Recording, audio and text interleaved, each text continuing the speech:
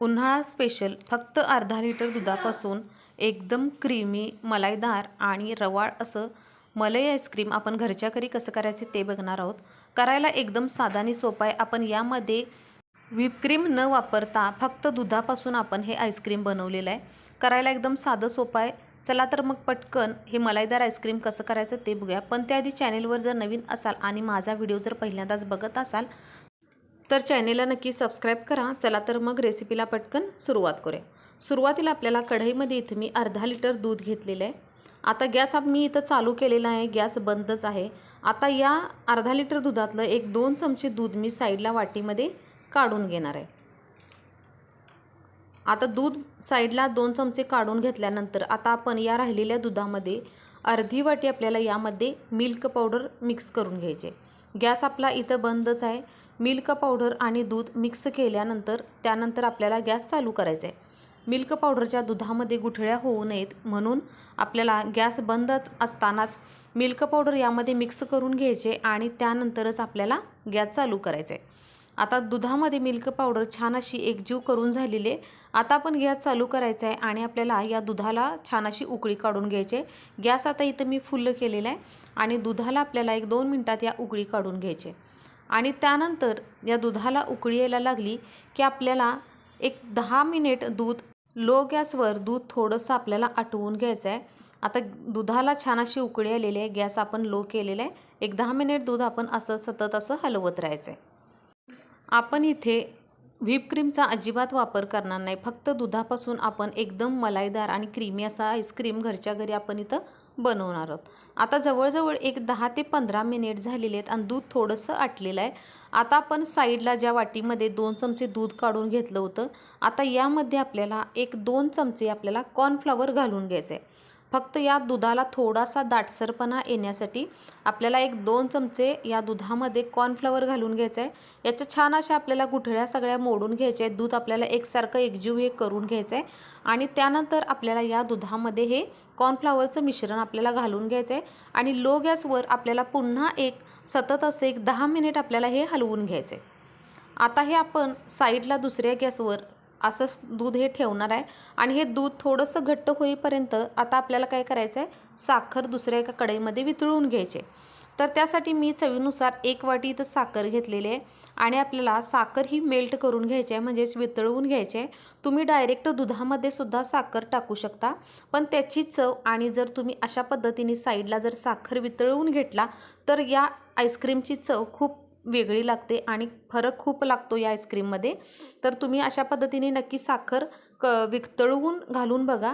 नाहीतर तुम्हाला जर डायरेक्ट घालायची असेल तर तुम्ही डायरेक्ट दुधामध्ये घालू शकता. आता 3 ते 4 मिनिटात पूर्णपणे साखर आपली इथं विरघळलेली आहे आणि आता आपण इथं गॅस बंद करणार आहे. जवळजवळ 4 ते 5 मिनिट मला लागलेले आहेत आणि एकदम छान अशी साखर आपली एकजीव मेल्ट झालेली आहे. आता इकडं दुधाला देखील छान असं दूध आपलं हे थोडंसं मगापेक्षा घट्ट झालेलं आहे, कारण आपण यामध्ये कॉर्नफ्लॉवर ॲड केलेलं होतं. त्यामुळे दूध थोडंसं मगापेक्षा अजून दाटसर झालेलं आहे कॉर्नफ्लॉवरमुळे. आता आपण जी कढईमध्ये साखर वितळवून घेतली ती साखर आपल्याला या दुधामध्ये घालून घ्यायची आहे. गॅस आपल्याला लोच करायचा आहे आणि आपल्याला अशा पद्धतीने ही वितळवलेली साखर या दुधामध्ये घालायची आहे आणि आपल्याला पुन्हा हे छान असं एकजीव करून घ्यायचं आहे. तुम्ही बघू शकता की गरम दुधामध्ये हे साखर वितळवलेली घातली की थोडंसं याला बुडबुडे येतात, पण एकसारखं आपल्याला सतत असं हलवून घ्यायचं आहे आणि पुन्हा आपण 10 मिनिट याला असंच लो गॅसवर थोडंसं आणि पुन्हा आटवून घेणार आहे. तुम्ही या साखरेमुळे या आईस्क्रीमचा कलर या पद्धतीने होणार आहे. तुम्ही बघू शकता की दुधाला आता कलर कसा आलेला आहे. जर तुम्ही डायरेक्ट साखर घातली असेल तर दुधाला पांढरा पूर्णपणे कलर येतो, पण जर साखर वितळवून घेतली तर दुधाला आपल्या अशा पद्धतीने कलर येतो आणि चवीला देखील हे आईस्क्रीम खूप भारी लागतं. आणि अगदी शेवटी आपल्याला यामध्ये 5 ते 6 व्हॅनिला एसेन्सचे थेंब घालायचे आहेत. व्हॅनिला एसेन्स नसले तर तुम्ही यामध्ये वेलची पावडर देखील घालू शकता. आता मी गॅस बंद केलेला आहे आणि आपल्याला हे दूध पूर्णपणे आपल्याला थंड करून घ्यायचं आहे. दूध पूर्णपणे थंड झालेलं आहे. तुम्ही बघू शकता की थंड झाल्यानंतर हे अजून थोडं मगापेक्षा घट्ट झालेलं आहे, कारण आपण यामध्ये कॉर्नफ्लॉवर वापरला. त्यामुळे या दुधाला दाटसरपणा असा छान आलेला आहे. दूध पूर्णपणे घट्ट झालेलं आहे आणि आता हे दूध आपण एखाद्या डब्यामध्ये सेट करण्यासाठी ठेवायचं आहे. तुमच्याकडे जर आईस्क्रीमचा मोल्ड असेल तर त्यामध्ये ठेवू शकता किंवा एखाद्या स्टीलच्या डब्यामध्ये देखील ठेवू शकता. मी स्टीलच्या डब्यामध्ये हे आईस्क्रीम रात्रभर अशा पद्धतीने ठेवलेलं होतं. दुसऱ्या दिवशी तुम्ही बघू शकताय की छान आपलं आईस्क्रीम हे अगदी घट्ट तयार इथं झालेलं आहे.